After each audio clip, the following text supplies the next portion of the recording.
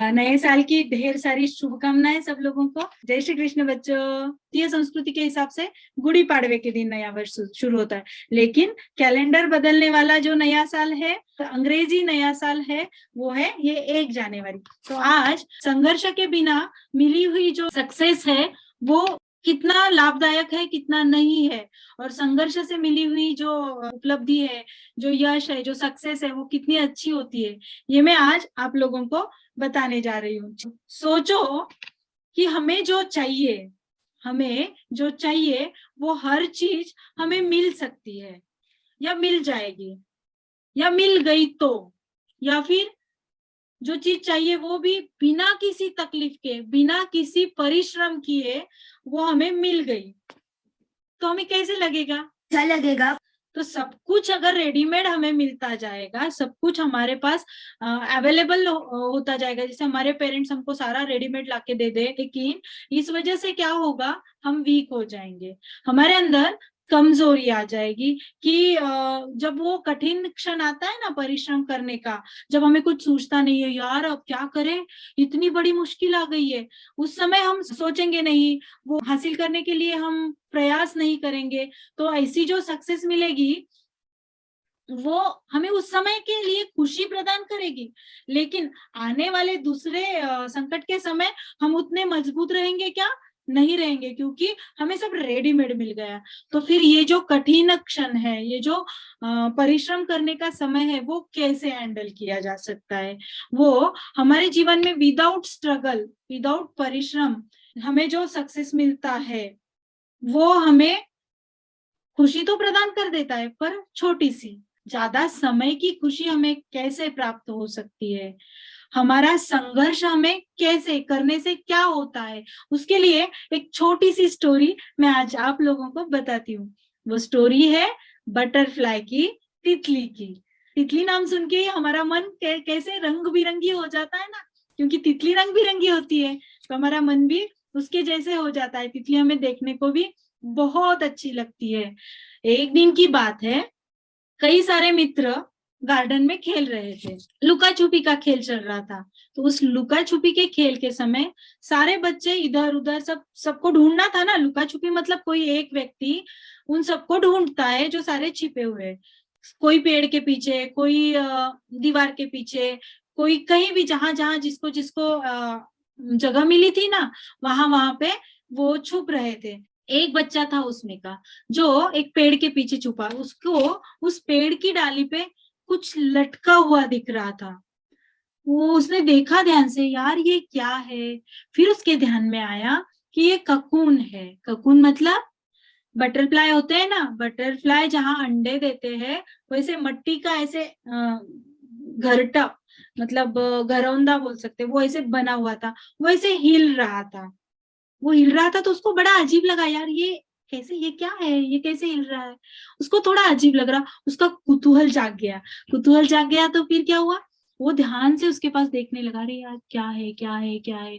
तो फिर उसने देखा उसमें एक बारीक होल था, छोटा सा वो होल था, और होल में से उसने झांका, क्या हो रहा है, ये क्यों हिल रहा है, उसमें क्या है? उसने देखा उसमें एक पिल्लू पिल्लू छोटा छोटा बटरफ्लाई है, छोटी सी तितली है। तो फिर उसे उसे लगा, यार ये इतना छोटा है और ये शायद इस होल में से बाहर निकलने का प्रयास कर रहा है। उसे लगा क्यों ना मैं इसे मदद कर दूं। उसे बहुत ध्यान से देखने लगा कि क्या हो रहा है, हिल रहा है, फिर वो शायद कोशिश कर रहा है, छोटा सा बाहर निकल रहा है, फिर अंदर जा रहा है। उसे लगा यार मैं इसे थोड़ी मदद कर देता हूँ। तो उसके पास उसके साइकिल की चाबी थी, उसने उस होल के अंदर वह चाबी डाल के उस होल को थोड़ा सा बड़ा कर दिया। फिर क्या हुआ, उस होल में से वह जो तितली थी वह फटाक से बाहर निकल गया। इसको इतनी खुशी हुई, इतनी खुशी हुई, बहुत खुशी हुई। लेकिन फिर उसने देखा वह बाहर तो आ गया, पर वह पेड़ पे, वो उस पेड़ की टहनी पे से हिल नहीं पा रहा था। उसके जो पंख थे वो फैल नहीं रहे थे, उसके पंख ऐसे चिपक के बैठ गए एक दूसरे पे, वैसे जैसे उड़ने के लिए होते हैं ना, वैसे हो ही नहीं रहे थे। परेशान हो गया बेचारा, उसे बहुत बुरा लगा, अब ये क्यों नहीं उड़ रहा है? तो घर गया, उसने उसके मम्मा को बोला, मम्मा मम्मा आज ना हम गार्डन में खेल रहे थे, तो वहां पे मुझे तितली का ये दिखा, छोटी सी, उसमें होल था, और फिर उसको मैंने बड़ा कर दिया, वो बाहर आ गई। मैंने उसको मदद की, लेकिन मम्मा वो उड़ नहीं पाया। माँ ने उसको बोला, बेटा आपने जो किया, आपका उद्देश्य बहुत अच्छा था, पर ऐसा करने से क्या हुआ है, वह जो बच्चा था, वह उसके जो पंख है वो मजबूत नहीं हो पाए, क्योंकि उसकी प्रोसेस होती है। उसकी क्या प्रोसेस होती है, वह जब उस कोश में रहता है ना, वो मिट्टी वाले, तब वो पंखों को खोलने के लिए कोशिश करता है, और फिर धीरे धीरे वह होल अपने आप बड़ा होते जाता है। उतना समय इस बालक ने उन्हें दिया ही नहीं, और उसके अंदर से, उसके पंखों में से कोई एक श्राव होता है, वो शरीर में से वो निकलता है, जिसकी वजह से वह श्राव, तैलीय श्राव रहता है, तेल जैसा कुछ जो निकलता है, वो उसके पंखों को मजबूत बनाने में सहकार्य देता है। लेकिन ये रेडीमेड उसको होल मिलने से उसने वह कोशिश नहीं की, वह श्राव उसके अंदर नहीं हुआ, उसकी वजह से उसके पंखों में मजबूती नहीं आई, और फिर वो अब उतना उड़ नहीं पाएगा जितने बाकी के सारी तितलियां उड़ती है। तो बच्चों, इस स्टोरी से मैंने आप लोगों को यही बताने की कोशिश की है, जब जब जो होना होता है, तब तब किसी भी चीज की असमय घाई, गड़बड़ नहीं करनी चाहिए। सक्सेस चाहिए, जरूर मिलेगी, लेकिन उसके लिए हमें थोड़ा सा परिश्रम करना होगा, उसके लिए हमें समय निकालना होगा, हमें उसको समझ के लेना होगा, उसकी पूरी प्रक्रिया से जाना होगा।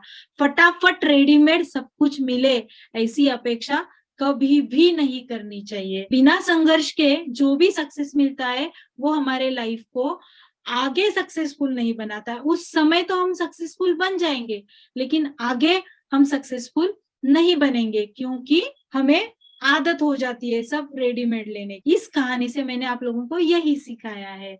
और फिर जब ये जीत मिल जाती है संघर्ष के बाद, तो उसका मजा बहुत अलग होता है, क्योंकि उसमें हमारा आत्मविश्वास जुड़ जाता है, हमारा कर्तृत्व जुड़ जाता है। हमने किया है ना, है ना, किसी और ने किया है तो उसका पूरा श्रेय हमें नहीं मिलेगा, और हम खुद को उतना कॉन्फिडेंट भी नहीं मान सकते ना।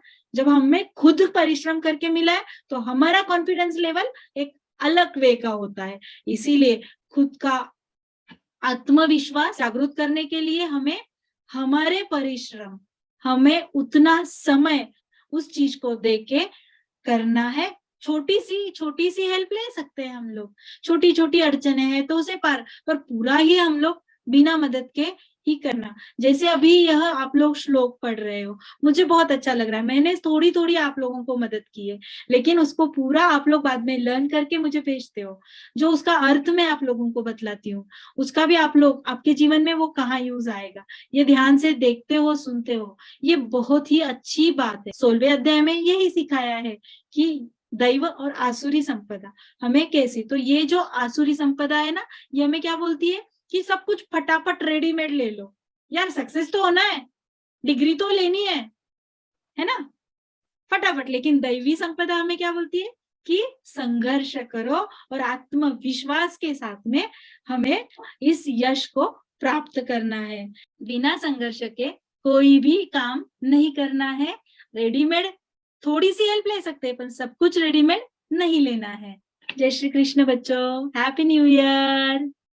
और आप लोगों को बहुत सारी शुभकामना, आने वाले सारे साल भर में बहुत सारे रिजोल्यूशंस आप लोग, बहुत सारे संकल्प आप लोग, और वो सारे समय से पूरे करने के लिए बहुत सारी शुभकामनाएं।